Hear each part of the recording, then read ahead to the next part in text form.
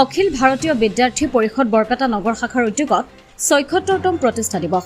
অখিল ভাৰতীয় বিদ্যাৰ্থী পৰিষদৰ ৭৬তম প্ৰতিষ্ঠা দিৱস উপলক্ষে কৃতি ছাত্ৰ ছাত্ৰীৰ অভিনন্দন অনুষ্ঠান অনুষ্ঠিত কৰা হয়। বৰপেটা চহৰৰ যিসকল ছাত্ৰ ছাত্ৰীয়ে চলিত বৰ্ষৰ হাইস্কুল শিক্ষান্ত পৰীক্ষা আৰু উচ্চতৰ মাধ্যমিক পৰীক্ষাত শতকৰা ৭৫% লাভ কৰিছিল তেওঁলোকক আনুষ্ঠানিকভাৱে অখিল ভাৰতীয় বিদ্যাৰ্থী পৰিষদৰ ফালৰ পৰা অভিনন্দন জনোৱা হৈছে।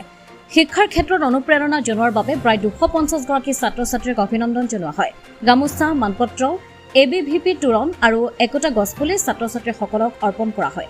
অনুষ্ঠানত উপস্থিত থাকে ABVPৰ ৰাজ্যিক সম্পাদক হেৰাল্ডো মোহন, মাধৱ চৌধুৰী মহাবিদ্যালয়ৰ অধ্যক্ষ প্ৰকাশ শৰ্মা, বৰপেটা কলেজৰ অধ্যক্ষ বীৰেন্দ্ৰ কুমাৰ দাস, ABVPৰ নগৰ শাখাৰ সভাপতি ৰাতুল চন্দ্ৰ দাস আৰু নগৰ শাখাৰ যুটীয়া সম্পাদিকা মৃদুস্মিতা বায়ন। অখিল ভাৰতীয় বিদ্যাৰ্থী পৰিষদ অসম প্ৰদেশৰ এখন অন্যতম শক্তিশালী শাখা। এই বৰপেটা নগৰ শাখাৰ উদ্যোগত আজি ছাত্ৰ ছাত্ৰীসকলক উৎসাহ উদ্দীপনা দিবৰ কাৰণেই আমাৰ ABVPৰ 76 সংখ্যক প্ৰতিষ্ঠা দিৱসৰ লগত সংগতি ৰাখি আজি এটা কীৰ্তি ছাত্ৰ ছাত্ৰীৰ অভিনন্দন অনুষ্ঠান আয়োজন কৰিছে।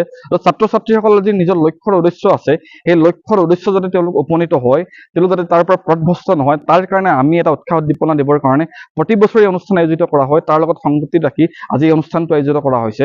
আৰু আমাৰ যিহেতু ABVPৰ প্ৰতিষ্ঠা দিৱসটো আমি ৰাষ্ট্ৰীয় বিদ্যাৰ্থী দিৱস হিচাপে সমগ্ৰ ভাৰতবৰ্ষ পালন কৰি আহিছোঁ, আৰু এই ৰাষ্ট্ৰীয় বিদ্যাৰ্থী দিৱসৰ লগত সংগতি ৰাখি কীৰ্তি ছাত্ৰ ছাত্ৰীৰ অভিনন্দন অনুষ্ঠানটো এই জুলাই মাহত প্ৰতি বছৰে তেনেকৈ অনুষ্ঠিত কৰা হয়।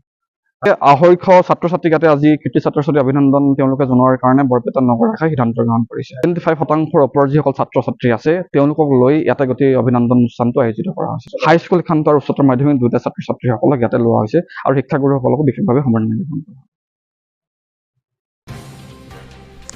ব্যুৰো ৰিপৰ্ট, অমৃত নিউজ 24/7। অমৃত প্ৰবাহ অসমীয়া সাপ্তাহিক কাকতৰ ডিজিটেল সংস্কৰণ অমৃত নিউজ, সত্যৰ সন্ধানত অমৃত নিউজ।